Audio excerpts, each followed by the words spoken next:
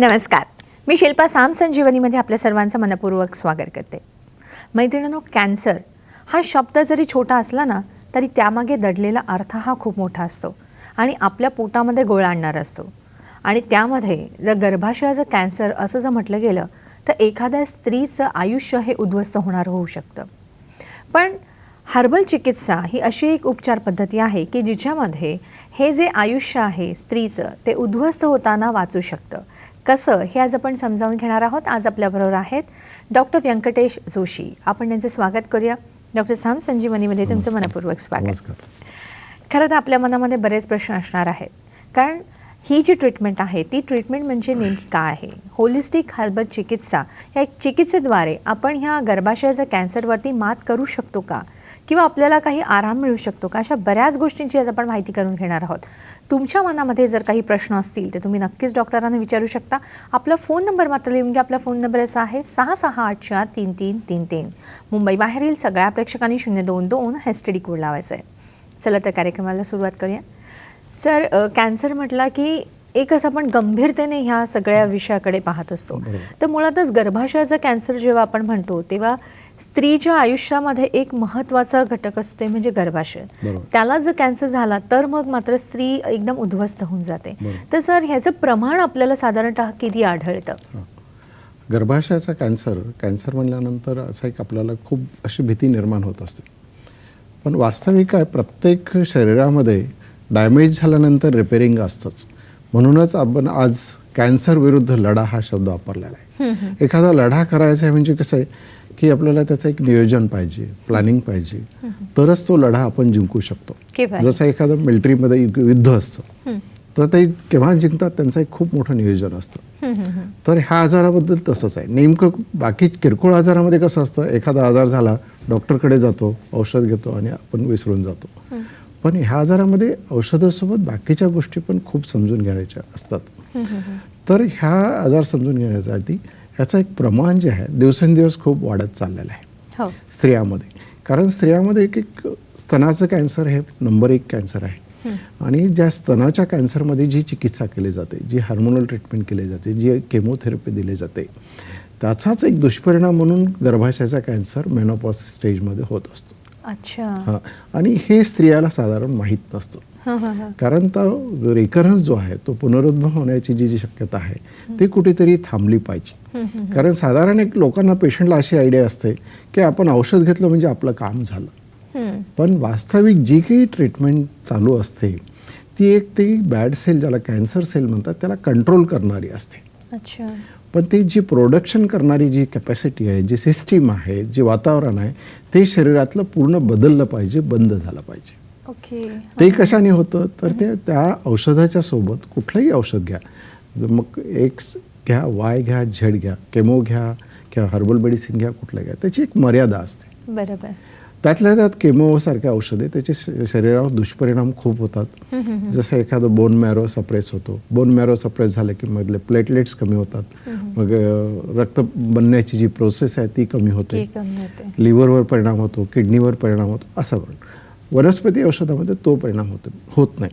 पण तरी ते औषध आहे. औषधासोबत नुसतं औषधावर अवलंबून राहणं सुद्धा चांगलं नाही. त्यासोबत योग्य आहार पाहिजे, योग्य व्यायाम पाहिजे.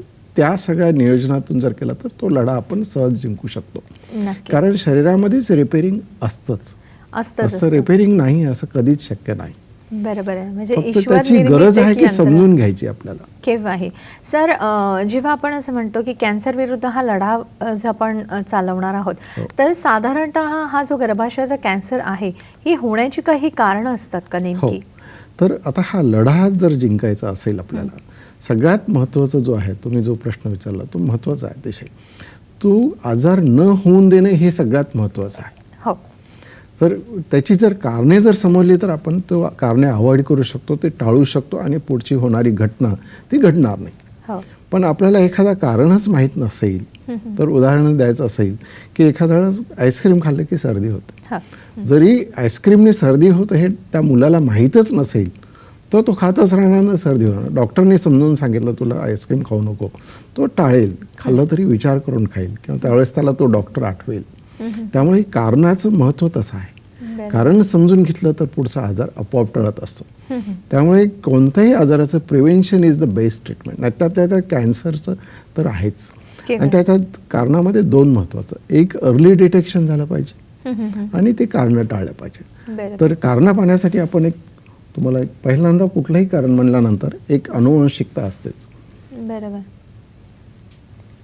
सर, मला असं म्हणायचं आहे की जेव्हा आपण अनुवंशिकता म्हणतो तेव्हा साधारणपणे प्रत्येकाला असं वाटतं की समजा आपल्या आईला किंवा आईच्या आईला म्हणजे त्या घराचं झालं तर आपल्याला होऊ शकतं. तर सर हे बरोबर आहे का? अनुवंशिकतामध्ये कमीत कमी आई वडिलांचा तर विचार केलाच पाहिजे. कारण अनुवंशिकता असल्यानंतर जर आईला जर कॅन्सर असेल, गर्भाशयाचा असेल किंवा कुठलाही कॅन्सर असेल तरी ती थोडीशी पॉसिबिलिटी असते. किंवा वडिलांना एखादा कॅन्सर असेल तरी ती पॉसिबिलिटी असते. पण अनुवंशिकता असल्या म्हणजे असं घाबरण्यासारखं काहीच नसतं. की एखाद्याला आता समजा 60 मार्क घ्यायचे पण एक 75 मार्कचा पेपर सोडून सुद्धा तो 60 मार्क घेऊ शकतो एखादा विद्यार्थी, तो जर व्यवस्थित अभ्यास केला तर. एखाद्याला त्याला जे अनुवंशिकता आहे त्याच्यामध्ये त्याला 75 मार्कपैकी 60 मार्क घ्यायचं समजायचं. एखाद्याला ज्याला अनुवंशिकता नाही त्याला 100 पैकी 60 मार्क घ्यायचं. एवढाच फरक आहे. पण त्यामुळे अनुवंशिकता आहे म्हणून घाबरून जाण्यासारखं काही कारण नसतं. त्या विरुद्धात त्याचा लढा चालू ठेवायचा. मग तो व्यायामाने चालू ठेवायचा, आहाराने चालू ठेवायचा, ह्या सगळ्या गोष्टी वेळेवर फॉलो करायचे. तर ते आपण पहिल्यांदा अनुवंशिक. दुसरं, स्तनाच्या कॅन्सरचा इतिहास. ज्याला एखादा ब्रेस्ट कॅन्सर झाला असेल त्यामध्ये जी ट्रीटमेंट घेतल्या जाते त्यामुळे सुद्धा गर्भाशयाचा कॅन्सर होऊ शकतो. त्यामुळे जी हार्मोनल सप्रेस करणारी जी ट्रीटमेंट केल्या जाते, इस्ट्रोजन म्हणून एक प्रकारचं हार्मोन असतं, त्याला दाबण्यासाठी ते निर्माण न होणारी औषधे केल्या जातात आणि त्यामुळे तो पुढे चालून मग गर्भाशयाचा कॅन्सर होऊ शकतो.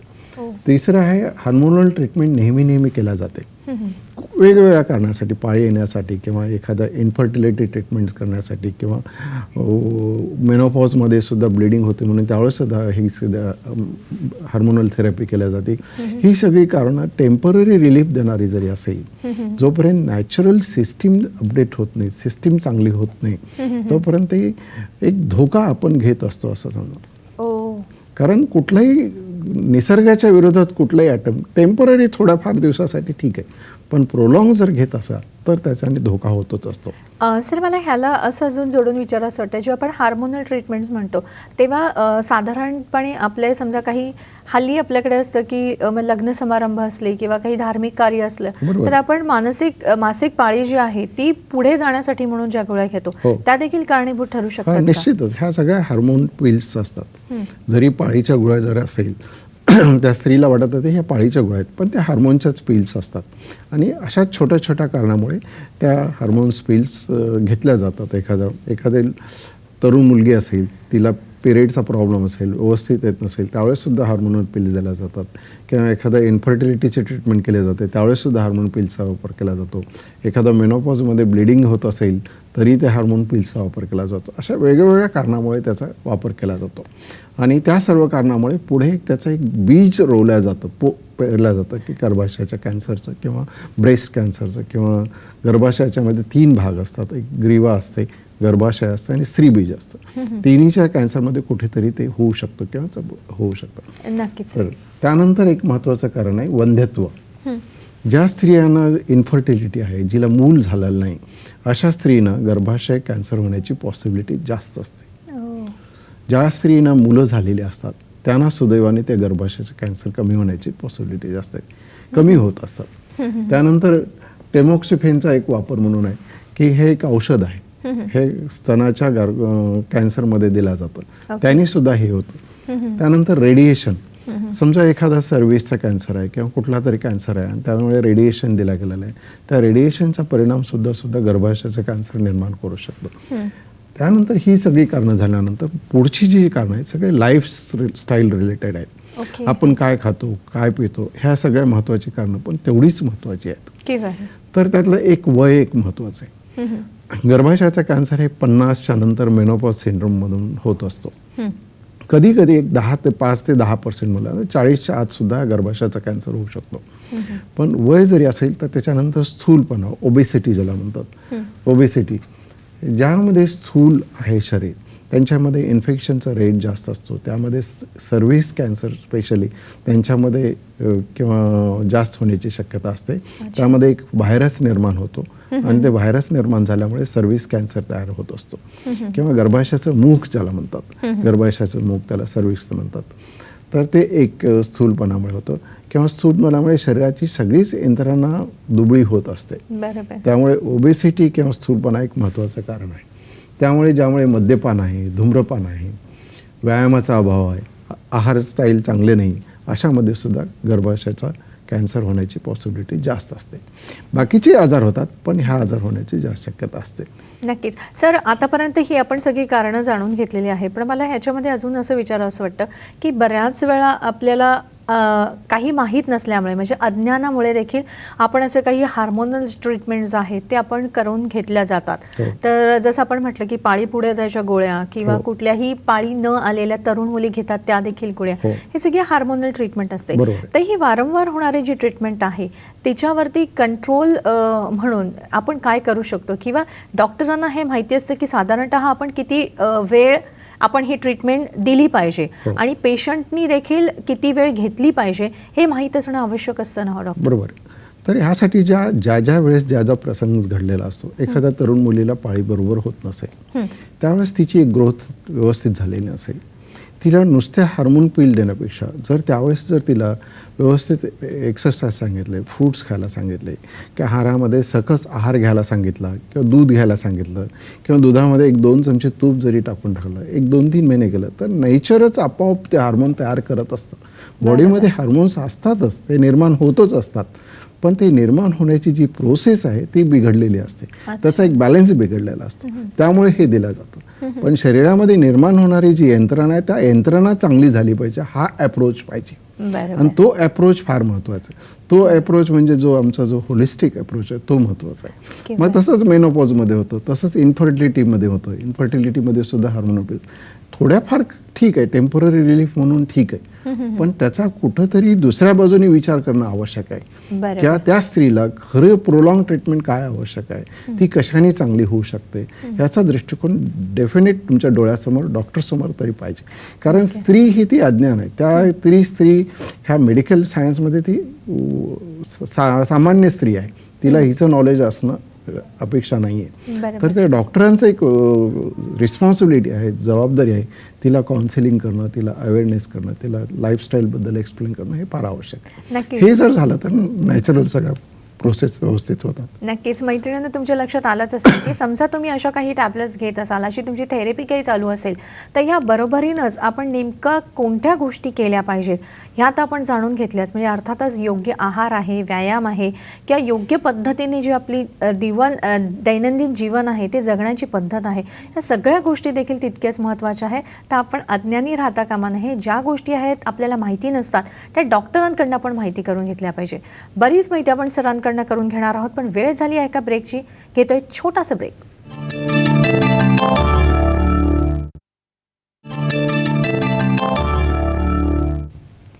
ब्रेकनंतर पुन्हा एकदा आपल्या सर्वांचं मनपूर्वक स्वागत. आज आपण माहिती करून घेत आहोत ती गर्भाशयाचा कॅन्सर विरुद्ध आपण लढा कसा दिला पाहिजे.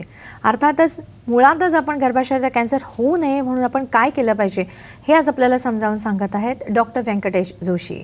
आतापर्यंत सरांनी कारणं आता आपल्याला सांगितली आहेत, पण सर मला असं जाणून घ्यायचं आहे की ही जर कारणं आपल्याला लक्षात येत असेल तर आपल्याला जी लक्षणं आहेत ती कशी लक्षात घेता येतील? हो, लक्षणे महत्त्वाची आहेत.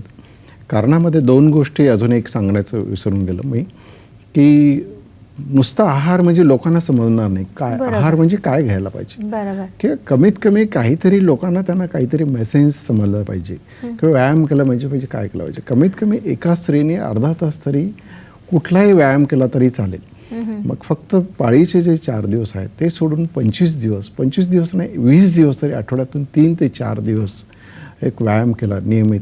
मग कुठलाही प्राणायाम असो, जिम असो किंवा वॉक असो, कुठला तरी एक नियमित असा व्यायाम असतो.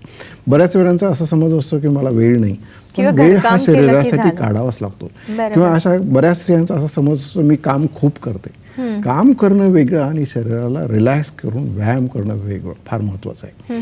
आता आहारामध्ये समजा कमीत कमी 2 फ्रूट्स जरी खाल्ल्या त्या स्त्रीने तरी त्याचा खूप फायदा झाला. किंवा 1 ग्लास तरी दूध घेतलं पाहिजे, 2 चमचे तूप तरी घेतलं पाहिजे, किंवा एखादा 2 ग्लास गरम पाणी जरी पिलं 2 जेवणानंतर, ह्या 3 गोष्टी जरी केल्या तरी ज्यांना अनुवंशिकता आहे किंवा ज्यांना ब्रेस्ट कॅन्सर झालेला आहे अशा स्त्रीने एवढ्या 3 टिप्स जरी पडल्या तर त्यांची 25% रिस्क कमी होईल मी म्हणतो.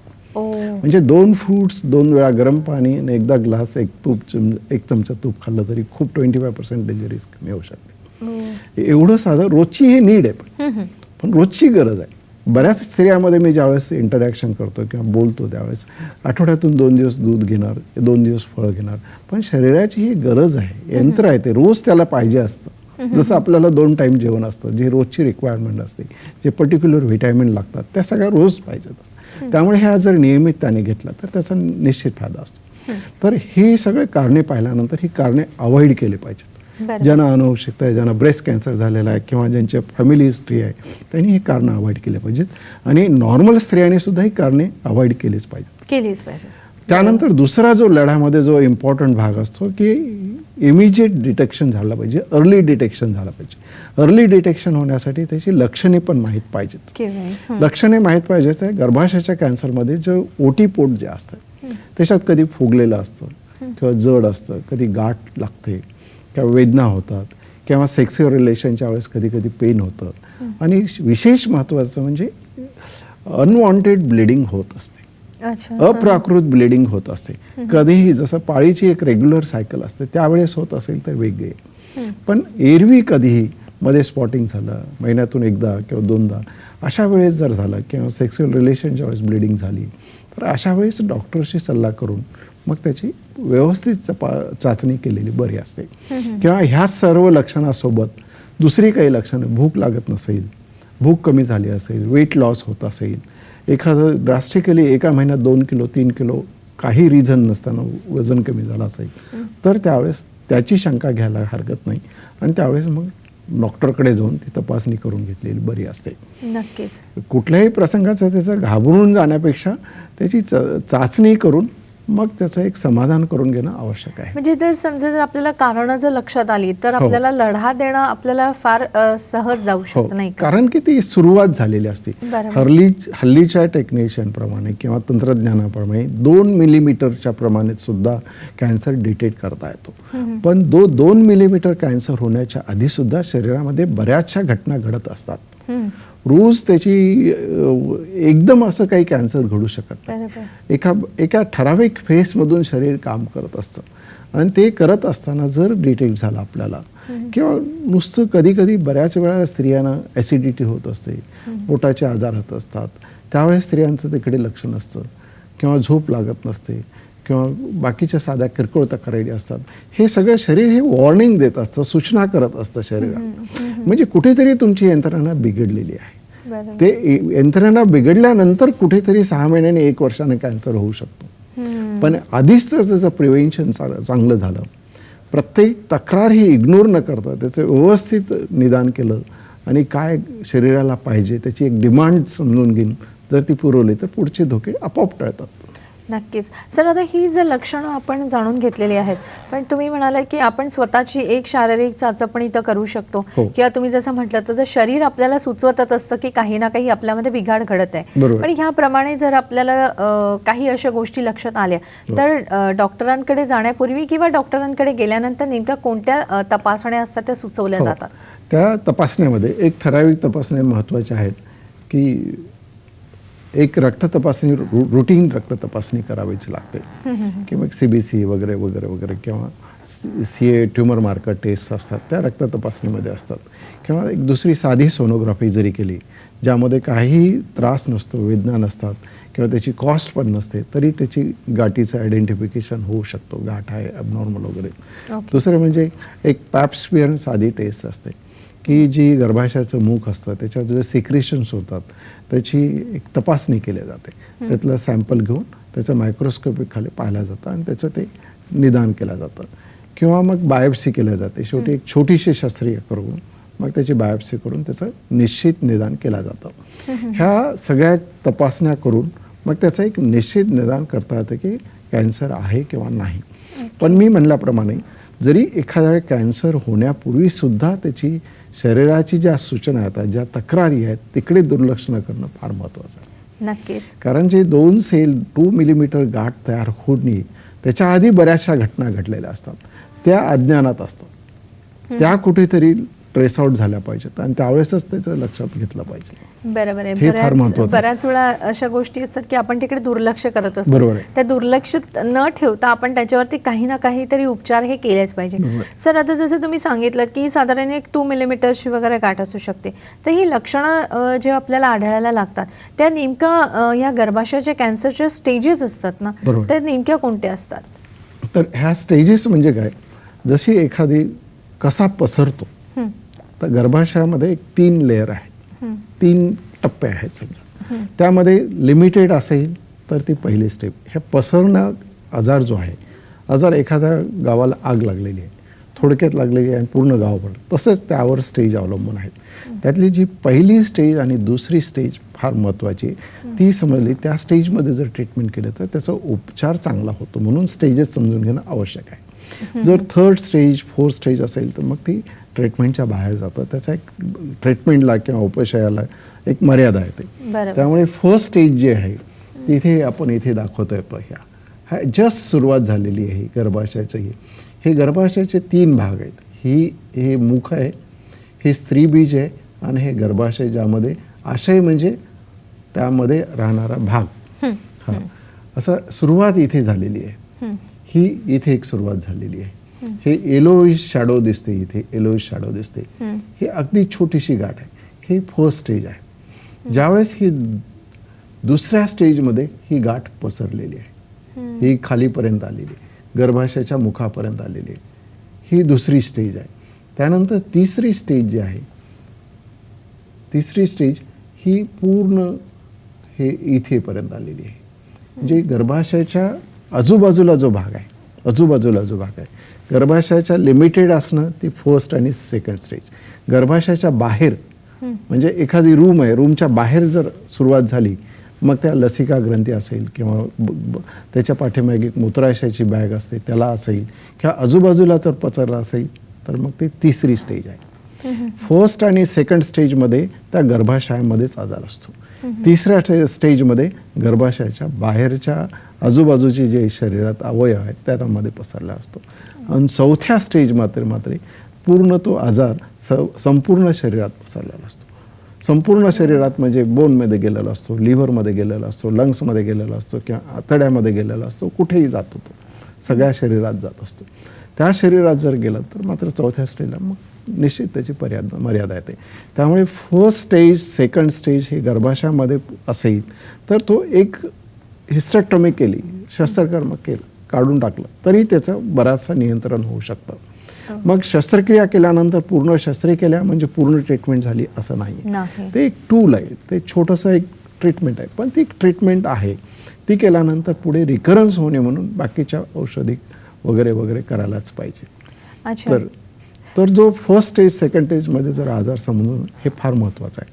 3rd स्टेज 4th स्टेज त्या ट्रीटमेंटसाठी काही फायदा नसतो. त्यामुळे स्टेजेस समजून घेणं सुद्धा महत्त्वाचं आहे. नक्कीच. खरं तर ह्या स्टेजेस आपण समजावून घेतच आहोत किंवा बऱ्याच गोष्टी अशा असतात की जर आपणच उपचार केले किंवा शरीर जे आपल्याला सांगत असतं त्याच्याकडे लक्ष दिलं तर नक्कीच हे उद्भवणारे जे धोके असतात संभाव्य, ते आपण टाळू शकतो. सरांकडनं बरीच माहिती करून घेणार आहोत, पण घेतोय छोटासा ब्रेक.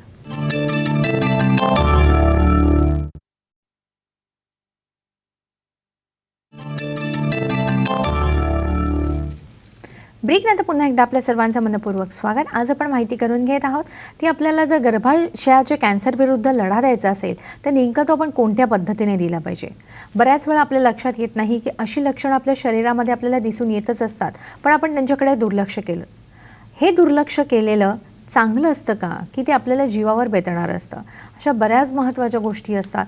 हे आज आपल्याला समजावून सांगत आहे होलिस्टिक हर्बल चिकित्सेचे डॉक्टर व्यंकटेश जोशी. सरांकडनं जर तुम्हाला बरेच प्रश्न विचारायचे असतील तर तुम्हाला आपले फोन नंबर मात्र लागतील. आपले फोन नंबर असे आहेत 66843333. मुंबई बाहेरील सगळ्या प्रेक्षकांनी 022 हा STD कोड लावायचा आहे. तुमच्या मनातील तुम्ही प्रश्न नक्कीच विचारा, कारण अतिशय महत्त्वाच्या अशा विषयावरती आज आपण माहिती करून घेत आहोत. सर, बऱ्याच वेळा काय होतं की पहिला स्टेज असते किंवा दुसरी स्टेज असते, तर कधी कधी लक्षात येण्यासाठी म्हणून वेळ लागू शकतो. तर साधारणतः आपण तुम्ही सांगितली आम्हाला लक्षणं की साधारण अशी लक्षणं आले की आपण सावध झालं पाहिजे. तर तरी सुद्धा जर पहिल्या स्टेजच्या वेळी जर ही लक्षणं आपल्याला दिसून आली नाहीत तर मग आपण काय करायचं? पहिल्या स्टेजमध्ये समजा काहीच लक्षण दिसले नाहीत, असं कधी होत नाही, पण एखादा सायलेंट असू शकतं किंवा सायलेंट असेल तर तिकडे दुर्लक्ष असू शकतं. एखाद्या वेळेस त्यावेळेस मग एक रेग्युलर चेकअप करावं. वर्षातून 50च्या नंतर, मेनोपॉज सिंड्रोम मध्ये ज्याला म्हणतात, 50च्या नंतर एक वर्षातून एकदा सोनोग्राफी जरी केली, लोअर ॲब्डोमेनची सोनोग्राफी केली किंवा पूर्ण ॲब्डोमेनची जरी सोनोग्राफी केली तरी त्याचं फारसं नुकसान काही होत नाही, किंवा झाला तर फायदाच होतो किंवा नुकसान काही होत नाही. एक रेग्युलर. दुसरं म्हणजे सर्विक्स किंवा ग्रीवाचा जो गर्भाशय मुखाचा कॅन्सर रूल आउट करण्यासाठी पॅप स्पेअर म्हणून एक सिम्पल टेस्ट असते, ती कुठे पॅथॉलॉजीमध्ये सुद्धा होते किंवा एखादा गायनॉकॉलॉजिस्ट करू शकतो, ती एक टेस्ट करावी. ह्या जरी 2 टेस्ट जरी केल्या तरी साध्या तपासणीवरून त्याचा एक अंदाज येऊ शकतो. आणि तिसरं म्हणजे शरीराकडून कुठली तक्रार नाही, ही एक महत्त्वाची टेस्ट आहे. कारण ती सगळ्यात महत्त्वाची टेस्ट आहे. कारण बाकीच्या टेस्ट निगेटिव्ह आहेत आणि आपली टेस्ट, स्वतःची टेस्ट पॉझिटिव्ह आहे तर काहीच फायदा नाही. मग ह्या तक्रारींमध्ये किती गोष्टींचा अंतर्भाव केला पाहिजे सर? तक्रारीचा तर म्हणतो सर्वसाधारण सगळ्याच तक्रारीचा कुठेतरी त्याचं लिंक असतंच. बरोबर.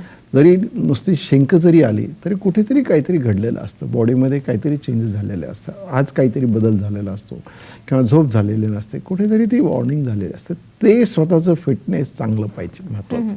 ते फिटनेस सगळ्यात महत्त्वाची टेस्ट आहे मी म्हणेल, पहिली टेस्ट. दुसरी टेस्ट मग सोनोग्राफी आहे, तिसरी टेस्ट पॅप स्मेअर आहे, चौथी स्टेज बायोप्सी आहे. पहिल्यांदा पहिली टेस्ट आपली स्वतःची महत्त्वाची आहे. कारण बऱ्याच वेळा काय होतं की रिपोर्ट्समध्ये पॉझिटिव्ह असतं आणि पेशंट खूप चांगला असतो, असंही होतं. किंवा सगळेच रिपोर्ट खरेच असतात असेही नाही. त्यामुळे पेशंट काय सांगतो, त्याला काय वाटतं, ही खरी टेस्ट आहे पहिली. दुसरी टेस्ट त्याच्या रिपोर्टमध्ये डॉक्टरला काय वाटतं हे महत्त्वाचं आहे. डॉक्टर तपासल्यानंतर त्याला वाटतं काय हे महत्त्वाचं आहे. तिसरी टेस्ट मग सगळ्यात चाचण्या, सगळ्या तपासण्या, रक्त तपासणी वगैरे वगैरे महत्त्वाचं आहे. पण पहिली टेस्ट स्वतःची, पेशंट स्वतःला एक तपासणी केल्यानंतर त्याला समजतंच त्याच्यात अनेक तक्रारीमध्ये इरिलेव्हंट असतील, कदाचित ते त्याच्याशी निगडीतही नसतील, तरी पण डॉक्टरचा सल्ला घ्यावा. किंवा त्या तक्रार कमी होत नसेल, एखादी तक्रार समजा 2 महिन्यापासून कमीच होत नाही, मग ते कुठेतरी सिग्निफिकन्स आहे, असं तरी कमीत कमी केलं पाहिजे. 1-2 दिवसात कमी झाली ठीक आहे, असा तरी विचार केला पाहिजे. त्याच्यापेक्षा जास्त कालावधी लागला तर कुठेतरी काहीतरी गडबड आहे हे आपण लक्षात घेतलं पाहिजे. सर, ह्याच्यासाठी होलिस्टिक हर्बल ट्रीटमेंट जी आपली आहे ती कशी मदतगार ठरू शकते? तर आता कॅन्सर म्हणल्यानंतर एक शस्त्रक्रिया आहेच. शस्त्रक्रिया एक 100 लोकांचा ग्रुप आहे, जो एका फॅक्टरीमध्ये 100 लोकांचा ग्रुप आहे. शस्त्रक्रिया म्हणजे काय, तर 90 लोकांना काढून टाकणे आहे. बरोबर. पण ते 10 लोक जे माइल्ड आहेत किंवा कमी आहेत, ते 10 लोकांना तसाच राहतात. पण कॅन्सरचा स्वभाव कसा आहे की ते 10 लोक चूप बसत नाहीत, ते एकाचे 2, 2चे 4, 4चे 8 करत असतात. एक. आणि दुसरं म्हणजे मधल्या शरीराचं वातावरण बदललेलं नसतं, मधली सिस्टीम बदललेली नसते. ते जे नवीन सेल, बॅड सेल तयार होतात त्यांची प्रोसेस चालूच असते. त्यामुळे केवळ शस्त्रक्रिया ही ट्रीटमेंट होऊ शकत नाही. त्यामुळे त्याच्यानंतर रेडिएशन दिलं जातं. ते 10 किंवा 20 राहिलेलं त्यासाठी रेडिएशन दिलं जातं. पण रेडिएशनची ट्रीटमेंट कशी आहे की त्यात चांगलेही सफर होतात आणि वाईटही सफर होतात. म्हणजे जे वाईट लोक आहेत त्यांच्यासाठी ती ट्रीटमेंट आहे आणि चांगले पण त्याच्यासोबत सफर होतात. कधी कधी रेडिएशनमुळे कॅन्सरसुद्धा सेल निर्माण होऊ शकतो, कॅन्सरसुद्धा होऊ शकतात. जसं एखादा सर्व्हिसचा कॅन्सर आहे किंवा गर्भाशयाच्या मुखाचा कॅन्सर आहे, त्याला रेडिएशन दिलं आणि त्यामुळे गर्भाशयाचा कॅन्सर होऊ शकतो. त्यामुळे तिसरी केमोथेरपी आहे. केमोथेरपीचे पण दुष्परिणाम आहेत. जसं त्याच्या एक विशेषतः म्हणजे किडनीवर आहेत, लिव्हरवर आहेत, बोन मॅरोवर आहेत, हे सगळे दुष्परिणाम आहेत.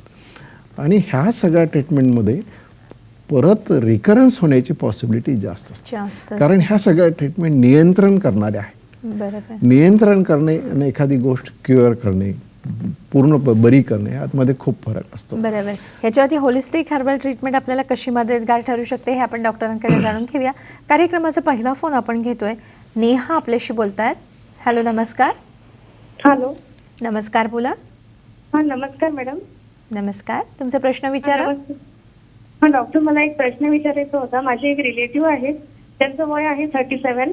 तर त्यांना लंग कॅन्सर झालेला आहे, फुफ्फुसाचा कॅन्सर झालेला आहे. बरं. तर त्यांनी डॉक्टरांनी सांगितलं की त्यांची 4th स्टेज आहे आणि इव्हन त्यांच्या हाडांमध्ये राईट साईडला देखील हाडांमध्ये देखील तो पसरलेला आहे. बरं. तर त्यांनी आता फर्स्ट ट्रीटमेंट त्यांची केमोची दिलेली आहे. बरं. तर आपल्याला त्याबद्दल आपल्याला काही हा उपचार आपण पुढे करू शकतो का? आणि सेकंड माझा प्रश्न आहे की आपण त्यांना आहार काय द्यायचा, व्यायाम वगैरे आपण काय करू शकतो, हो. ते मला विचारायचं होतं डॉक्टर. आणि तिसरा प्रश्न असा की केमोमुळे आपल्याला आजूबाजूच्या आपल्या लोकांना काही त्याच्यावर परिणाम होतो का, बरं. रेडिएशनचा? बरं. ओके. बरं.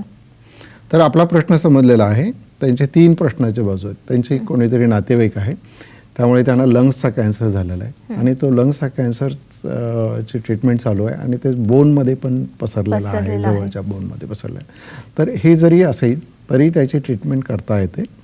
त्यांनी जवळच्या डॉक्टरकडून केमो हे जर चालूच आहे, पण त्याच्यामुळे निश्चित मी हे सांगू शकतो की त्यांनी त्यासोबत जर केमो वगैरे सोबत हर्बल मेडिसिनचा जर वापर केला तर हर्बल मेडिसिनचं एक वैशिष्ट्य म्हणजे पण त्या हर्बल मेडिसिनमध्ये क्वालिटी एक महत्त्वाची आहे. बरोबर. कारण पूर्वी कसं असतं की शेतात गेले, एखादी वनस्पती आणल्या, त्याचे वाटल्या आणि दिल्या.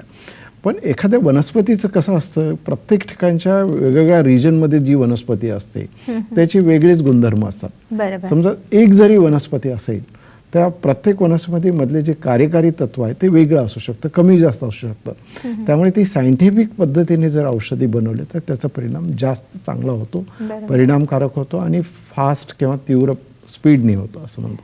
तर त्यामुळे वनस्पतीचा औषधाचा जर त्यांचा वापर केला तर त्यांना खूप फायदा होतो. आमच्याकडे लंग कॅन्सरचे पेशंट बरेच आहेत. त्यांनी 3-3 महिन्याला पेट स्कॅन करून रिपोर्ट कन्फर्म केलेले आहेत आणि त्यांच्या गाठी कमी झालेल्या आहेत. ज्यावेळेस ते केमोथेरपी घेऊन सुद्धा रिकरंट होत होता आणि ज्यावेळेस रिस्पॉन्स करत नव्हते त्यावेळेस ते तसे पेशंट आमच्याकडे येतात आणि त्याने त्यांचा कॅन्सर तो बरा झालेला आहे किंवा आज व्यवस्थित आहेत. कारण त्या केमोचा एक परिणाम होत असतो की दुसऱ्या अवयवावर परिणाम होतो. तिसरा प्रश्न आहे की केमोचा त्यांचा एक दुसऱ्या शरीर लोकांना, अन्य व्यक्तीला काही परिणाम होतो का? तसं घाबरण्यासारखं नाही. केमो दिल्याने शरीरातल्या किंवा फॅमिलीमधल्या अन्य लोकांना काही परिणाम होतो का, असं त्याचा संसर्ग म्हणा, इन्फेक्शन म्हणा, तसं काहीही होत नाही. त्यामुळे तो गैरसमज आहे तो मनामध्ये बाळगू नये. बरोबर. आणि आहार जो महत्त्वाचा आहे तो त्या व्यक्तीने आहार कसा तर त्या व्यक्तीने आहाराच्या बाबतीत एक महत्त्वाचं सांगू शकतो की त्याने जर घरी गाईचं तूप असेल तरी 2 चमचे जरी गाईचं तूप रात्री गरम पाण्यातून घ्यावं किंवा बाजारातून कुठलं औषधी तेल मिळत असेल किंवा तिळाचं तेल जरी वापरलं तरी रोज त्यांनी मसाज केलं पाहिजे. पूर्ण बॉडीचा केला तर फारच चांगलं. कमीत कमी लंग्सला जरी केलं तरी खूप होईल. मी म्हणजे हे अगदीच 100% फायदा होणार नाही, पण 1% जरी होत असेल तरी खूप आहे. कारण ह्याच्याने नुकसान काही होणार नाही. किंवा आहारामध्ये मी सांगितल्याप्रमाणे जसे 2 फ्रूट्स खावेत किंवा एखादं एक डाळिंब खावं किंवा एखादं ॲपल खावं, 2 किंवा ऑरेंज खावं, एक कमीत कमी 200 ग्राम फ्रूट्स खावेत, काही ड्रायफ्रूट्स खावेत, काळ्या मनुका खाव्यात. अशा जर संतुलित आहार घेतला, योग्य आहार घेतला, सकस आहार घेतला तर निश्चितच त्याच्या कालावधीमध्ये क्वालिटी आणि क्वांटिटीमध्ये इम्प्रूव्हमेंट होते. मग तो लंग्स कॅन्सर असो की कुठलाही कॅन्सर असो. बरोबर आहे. म्हणजे सगळ्यात ह्या गोष्टी आहेत ह्या महत्त्वाच्या आहेत. समजा थोडेफार आपल्या आहारामध्ये बदल, आपण चांगले बदल केलेत, व्यायाम केला तर नक्कीच आपण ह्याच्यावरती काही ना काहीतरी मात करू शकतो. डॉक्टर, जेव्हा आपण असं म्हणतो की साधारणतः स्टेज पहिली आहे किंवा दुसरी आहे तर ह्याच्यावरती आपण काय उपचार असतात ते जरा सांगता का? आता ह्या ऑप्शनमध्ये रेडिएशन, सर्जरी, केमो यासोबत एक होलिस्टिक हर्बल ट्रीटमेंट जो आहे, होलिस्टिक एक दृष्टिकोन आहे. होलिस्टिक म्हणजे ज्यामध्ये संपूर्ण बॉडीचा आणि मनाचा एकत्र विचार केला जातो. बऱ्याच वेळा काय होतं की बॉडीमध्ये 3-4 लक्षणे हे वेगवेगळे वाटतात आणि पण त्यांच्याशी आतल्या एक स्टेजच्या पाठीमागे ते इंटरलिंक असतात. त्यांच्या सगळ्यांचा एक रिमोट कंट्रोल एकाच्याच हातात असतो किंवा शेवटी शरीर एकच आहे. एका शरीरात असे वेगवेगळे कंपार्टमेंट नाहीत की कंपार्टमेंट नाही. त्यामुळे सगळ्या तक्रारीचा सूत्रधार एकच असतो. ह्या होलिस्टिक कन्सेप्टमध्ये पूर्ण शरीराचा विचार केला जातो, त्याच्या सिस्टीमचा विचार केला जातो, त्याच्या मनाचा विचार केला जातो, एकत्र विचार करून ट्रीटमेंट केल्या जाते. आणि दुसरं होलिस्टिक कन्सेप्टमध्ये काय, मधल्या सिस्टीम चांगला करणे ह्याच्याकडे जोर दिला. आजार कमी करणारी औषधी आहेतच. आजार कमी करणे एक औषध देऊन कमी होईल, पण तो तेवढा लिमिटेड मर्यादित उद्देश न ठेवता मधल्या सिस्टीम चांगल्या झाल्या पाहिजे, कारण सिस्टीमने चांगले काम केलं तरच तो आजार होत नाही, हे त्यातलं महत्त्वाचं आहे. बरोबर. त्यासाठी त्या पंचकर्माची एक ट्रीटमेंटची जोड करावी लागते. पंचकर्मामध्ये अनेक पंचकर्म आहेत, सगळेच लागतात असं नाही, पण ज्या ज्या वेळेस ज्या ज्या पेशंटला जशी गरज असेल तशी जर पंचकर्माची ट्रीटमेंटची जर जोड दिली तर त्याचा दोन्ही पद्धतीने फायदा होतो. सिस्टीम इम्प्रूव्हमेंट होते, आजार कमी होते. आणि हर्बल मेडिसिनमध्ये काय आहे महत्त्वाचं की त्यामध्ये सुरक्षित आहे, बरोबर. एक पार्ट ऑफ द फूड असल्यासारखं आहे. कुठल्याही जगामध्ये दोन प्रकारचं मेडिसिन आहेच, एक केमिकल मेडिसिन आहे, एक नॉन केमिकल आहे. की केमिकल शरीरामध्ये गेल्यानंतर मग कुठल्याही माध्यमातून गेलं तरी शरीराला ते नुकसान करतंच, त्याचं ते काम करेल, पण त्यासोबत ते लिव्हरवर परिणाम करेल, किडनीवर परिणाम करेल, बोन मॅरोवर परिणाम करेल.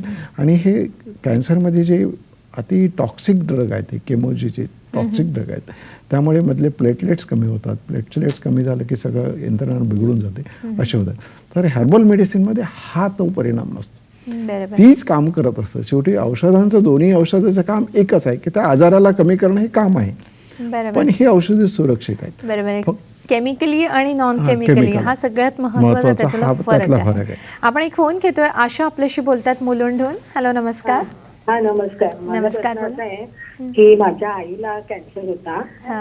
आणि माझ्या वयाच्या 52व्या वर्षी माझी मासिक पाळी गेली बरं. आणि आता माझं वय 55. बरं तर मला ना 6 महिन्यांनी, 2 महिन्यांनी, 3 महिन्यांनी स्पॉटी होतं बरं. आणि त्या डॉक्टरांनी तपासणी केली आहे. बरं. तर मला एक सुरुवातीला 7 mm ची एक गाठ होती, त्याच्या बाजूला एक छोटी आहे. तर ते मला असा त्रास होत नाही तीच वगैरे काही. थोडंसं माझं वजन वाढतंय आणि आता माझं आता औषध चालू आहे. बरं. तर ते म्हणजे वजन वाढलं, परत आता वाढलं, कमी झालं परत. आणि मी म्हणजे दूध भरपूर पिते, पण मला तूप आवडत नाही आणि मी खूप घेतलेली नाही. तर ते तूप कसं घ्यायचं, म्हणजे मला ते असं घेतलं की मला ते जात नाही. तर आणि व्यायाम नेमका काय करावा आणि ते मी गर्भाशयात टाकायचं का? काही जण म्हणतात काढा, काही जण म्हणतात काही त्रास नाही तर कशाला रिमूव्ह करता, बरोबर. पोपटी निर्माण करता. तर मला ते काही सुचत नाही. तर तुम्ही नेमकं सांगितलं तर ठीक आहे. थँक्यू. नक्कीच नक्कीच आशा ताई, तुमच्या प्रश्नाचं आपण सविस्तररित्या उत्तर जाणून घेऊया, पण वेळ झाली एका ब्रेकची. घेतोय छोटासा ब्रेक.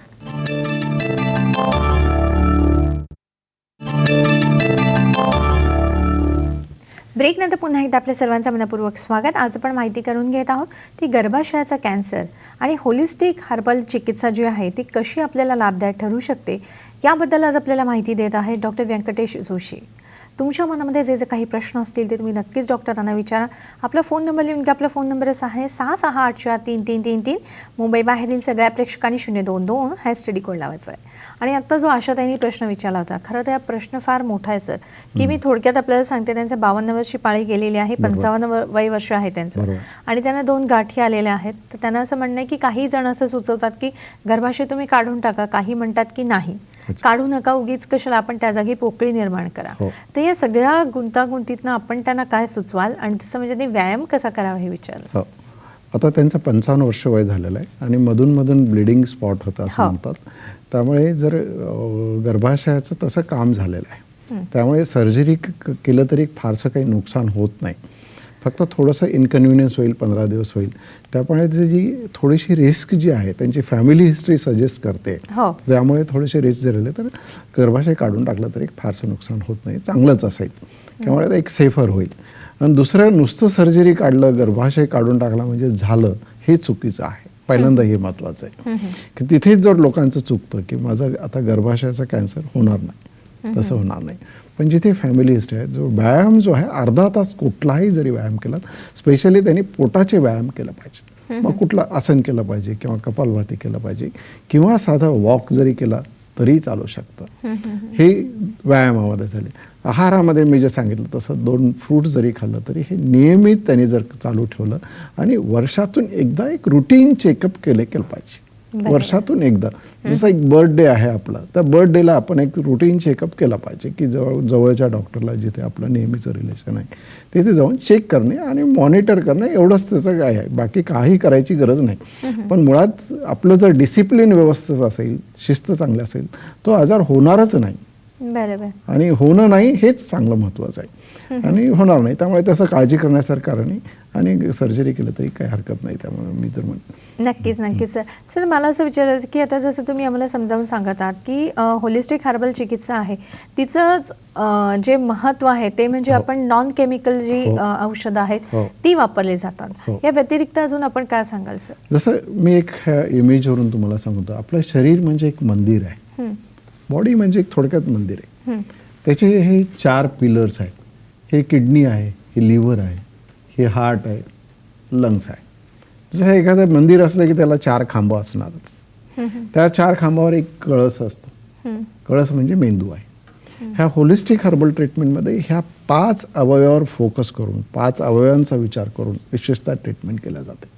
कारण ही 5 अवयव सगळ्या लाईफशी निगडीत असतात.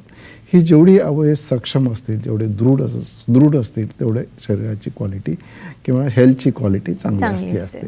होलिस्टिक कन्सेप्टमध्ये हा एक महत्त्वाचा विचार आहे. ह्याच्यासोबत शरीराचा, संपूर्ण सिस्टीमचा, मनाचा एक विचार आहे. दुसरं हर्बल मेडिसिनमध्ये किंवा वनस्पती औषधामध्ये जसं सांगितलं असं आयुर्वेदिक औषधामध्ये दुसरे काही एक मेटॅलिक औषधसुद्धा येतात. मेटॅलिक औषधं असतात. मेटॅलिक औषधं कशी असतात किंवा पारा आहे, गंधक आहे, ही औषधी असतात. ती जर योग्य प्रोसेस करून वापरलं तर त्याचा दुष्परिणाम होत नाही एक म्हणता येईल. पण ती योग्य प्रोसेस करण्याची प्रक्रिया खूप मोठी असते. 1 वर्ष लागू शकते.